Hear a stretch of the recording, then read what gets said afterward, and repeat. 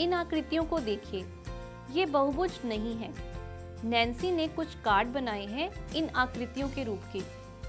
वे इनको सजाने के लिए इनके चारों ओर किनारी लगाना चाह रही है, लेकिन इनके चारों ओर की लंबाई को पैमाने या रूलर से नहीं माप सकती, क्योंकि ये आकृतियां सीधी नहीं हैं। तो आप कोई सुझाव दे सकते हैं कि वो किस प्रकार आवश्यक किनारी की लंबाई ज्ञात कर सकती है? एक तरीका ये है कि वह अपनी दादी माँ से ऊन ले आए और इस आकृति के चारों ओर घुमा दे, एक बिंदु से शुरुआत करके और फिर उसी बिंदु तक वापस ले जाकर। फिर उस धागे को सीधा करके और पैमाने के सामने रखकर उसकी लंबाई का पता कर सकते हैं। यही तरीका हम बाकी आकृतियों के लिए भी अपना सकते हैं। क्या इसका कोई और भी तरीका है? सुप्रिया उसे एक दूसरे तरीके से कर रही है। उसने इस आकृति के किनारे पर एक बिंदु ए अंकित किया, टेबल पर एक पैमाने के सामने कुछ इस तरह रखा कि बिंदु ए पैमाने के शून्य के सामने है। अब इस कार्ड को घुमाइए तब तक जब तक कि वापस बिंदु ए पैमाने के बिंदु के सामने आ जाए। पैमाने का ये बिंदु कार्ड के चारों ओर की लंबाई बताता है। आइए अब विशेष रूप से वृत्त की बात करें। आप जानते ही हैं कि वृत्त ऐसे बिंदुओं का समूह होता है जिनकी एक निश्चित बिंदु से निश्चित दूरी होती है, और एक वृत्ताकार क्षेत्र के चारों ओर की दूरी इसकी परिधि कहलाती है। आइए क्रियाकलाप करते हैं। अलग अलग त्रिज्याओं वाले 4 वृत्त खींचिए और धागे की सहायता से उनकी परिधि ज्ञात कीजिए। अब अपने प्रेक्षणों को इस तरह सारणीबद्ध कीजिए। जिस वृत्त की त्रिज्या 3.5 सेंटीमीटर है, व्यास 7 सेंटीमीटर है, उसकी परिधि आई 22 सेंटीमीटर। परिधि और व्यास का अनुपात आया 3.14। दूसरे वृत्त की त्रिज्या 10.5 सेंटीमीटर है, व्यास 21 सेंटीमीटर और परिधि 67 सेंटीमीटर। तो अनुपात आया 3.14। इसी तरह हम देख सकते हैं कि परिधि और व्यास का अनुपात लगभग वही है, यानी 3.14 या 3.2 या 3.13। यह अनुपात स्थिर है और इसे पाई से प्रदर्शित करते हैं। इसका मान लगभग 22/7 या 3.14 है। तो हम कह सकते हैं कि C/D या परिधि बटा व्यास बराबर है पाई के, या फिर C बराबर पाई D। D बराबर होता है 2 गुणा त्रिज्या यानी 2r के, तो C बराबर हुआ पाई गुणा 2r या फिर 2 पाई r।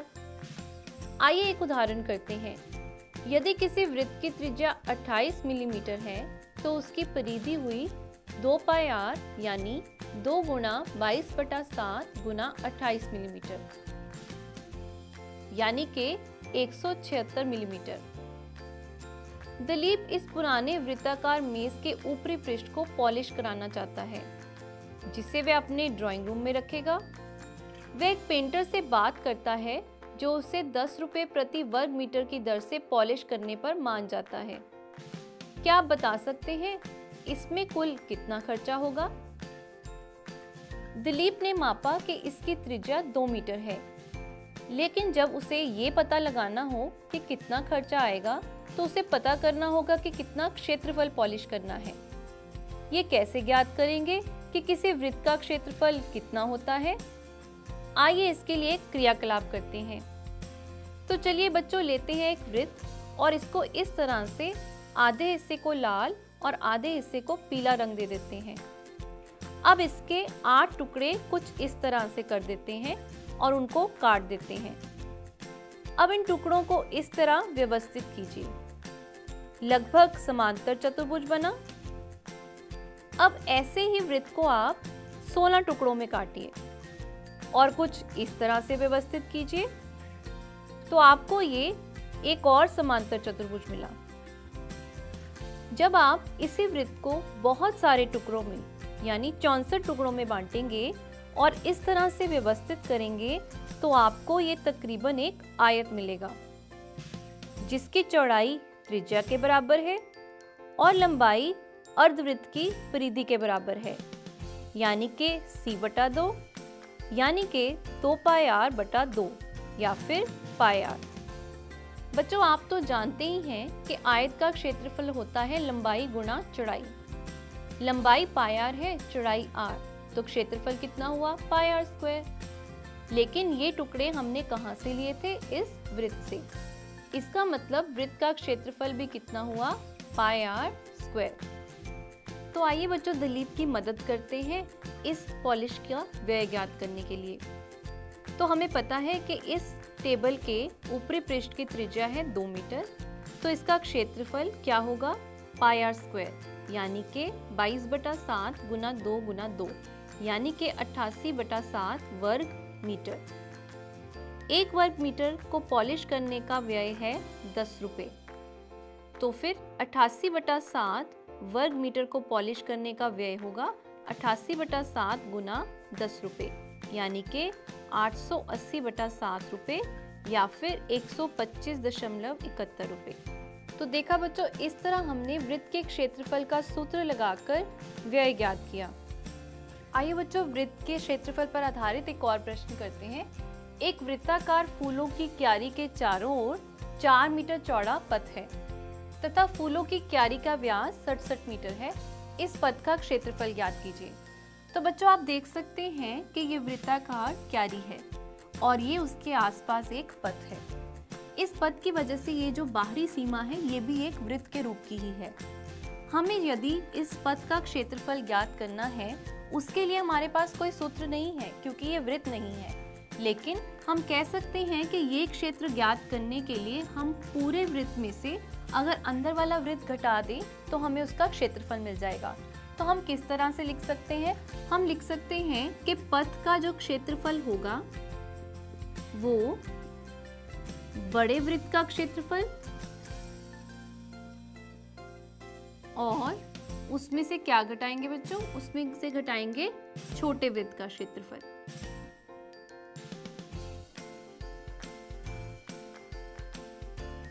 तो हमारे पास बड़े वृत्त का क्षेत्रफल पाई आर स्क्वायर, मैं बड़ा आर ले रही हूँ बड़ी त्रिज्या दिखाने के लिए, और छोटे वृत्त का पाई छोटा आर स्क्वायर।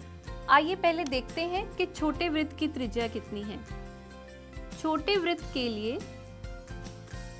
जो त्रिज्या है जिसे हमने इस आर से निरूपित किया है वो होगा 67 मीटर बटा 2, क्योंकि हमें उसका व्यास दे रखा है, तो ये हुआ 33 मीटर। और बच्चों बड़े वृत्त के लिए त्रिज्या जो होगी वह होगी ये त्रिज्या जमा इस पथ की चौड़ाई, ये वाली त्रिज्या जमा ये चौड़ाई, यानी कि 4 मीटर। तो ये हुआ 37 मीटर। आइए अब पथ का क्षेत्रफल निकाल लें।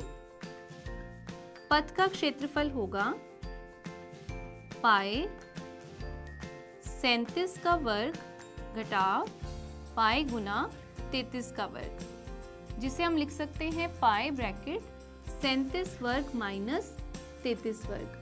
तो बच्चों ये हमारे पास आ गया पाई गुना 1369 घटाव 1079। पाई को हम ले सकते हैं 22/7, ये घटाने पर हमारे पास आ गया 280, तो ये आया 880 वर्ग मीटर। तो बच्चों अभी हमने निकाला कि क्षेत्रफल कितना हुआ? 880 वर्ग मीटर। ये वर्ग मीटर जो है ये क्षेत्रफल का मात्रक है।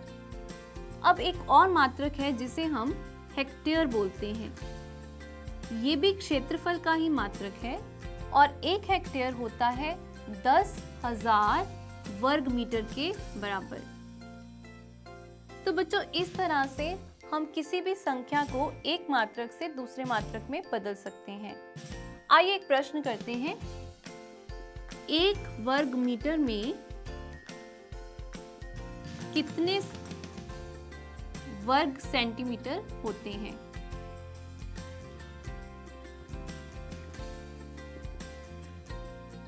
तो बच्चों 1 मीटर में कितने सेंटीमीटर होते हैं? 1 मीटर में होते हैं 100 सेंटीमीटर। है ना। तो बच्चों 1 वर्ग मीटर कितना होता है? 1 वर्ग मीटर यानी कि 1 मीटर गुना 1 मीटर। और 1 मीटर में कितने सेंटीमीटर होते हैं? वे होते हैं 100 सेंटीमीटर। तो हुआ 100 सेंटीमीटर गुना 100 सेंटीमीटर, तो वे हुए 10,000 सेंटीमीटर गुना सेंटीमीटर वर्ग सेंटीमीटर। तो बच्चों ये भी क्षेत्रफल का मात्रक है वर्ग मीटर, और वर्ग सेंटीमीटर भी क्षेत्रफल का मात्रक है। इस तरह से यदि हमने किसी संख्या को वर्ग मीटर से वर्ग सेंटीमीटर में बदलना हो तो हम 10,000 से गुना कर देंगे, और यदि वर्ग सेंटीमीटर से वर्ग मीटर में बदलना हो फिर हम 10,000 से भाग करेंगे, क्योंकि 1 वर्ग सेंटीमीटर बराबर होगा 1/10,000 वर्ग मीटर। तो आइए बच्चों एक प्रश्न करते हैं। 50 वर्ग सेंटीमीटर को वर्ग मिलीमीटर में बदलिए। तो 50 वर्ग सेंटीमीटर,